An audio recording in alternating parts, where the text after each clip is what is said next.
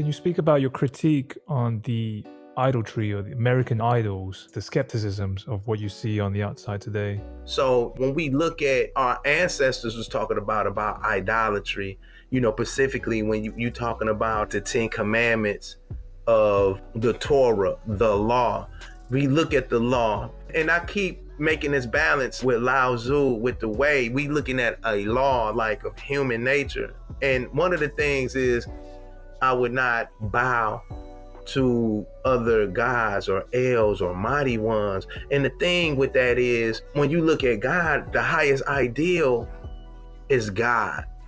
That's it. And from what I see, that's the highest ideal. Love, truth, freedom. These high ideas is what God looked like to us in this plane. Other than that, I'll be lying to you and tell you that I know something that I don't. It's bigger than my life grade. I'm just going to be here 100 years or so, and then I'm moving on, whatever that look like. So when we look at these idols, in that regard of self, that we put things above us, we put matter over mind, and that's a bad thing. When you deal with American idols, let's think about that. That means that we buying off into an ideal.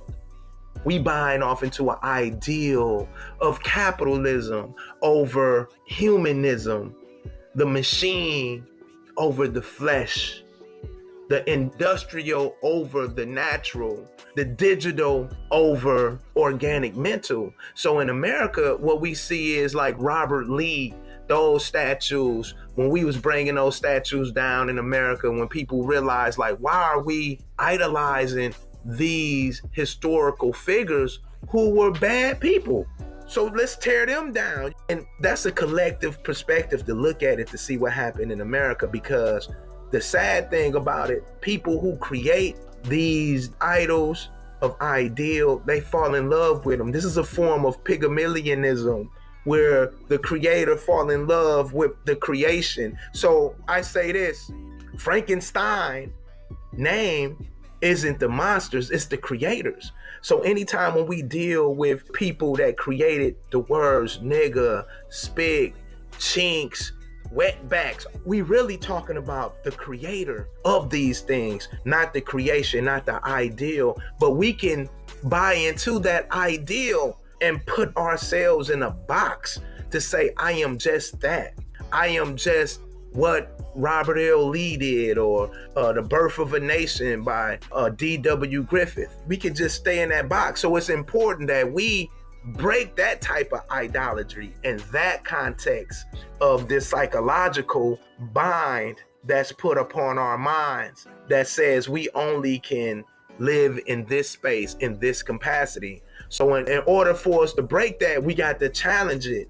And like you would get people like Rosa Parks, she challenged the idolatry of the time in America of Jim Crow. Jim Crow laws, or black code laws, was a form of idolatry of an ideal. And she challenged it and was like, nah, I'm gonna sit on a bus this way. We're gonna break that. And it's a slow process. And that's what we seen here in America a couple years ago, when we was taking down those monuments of racist politicians, war generals of a time that they was perpetuating slavery to people of color. So that American idols is just a homage to that whole notion that we need to be in command of our highest ideas, or we'll find ourselves following behind something that's not in our best interest or the interest of humanity.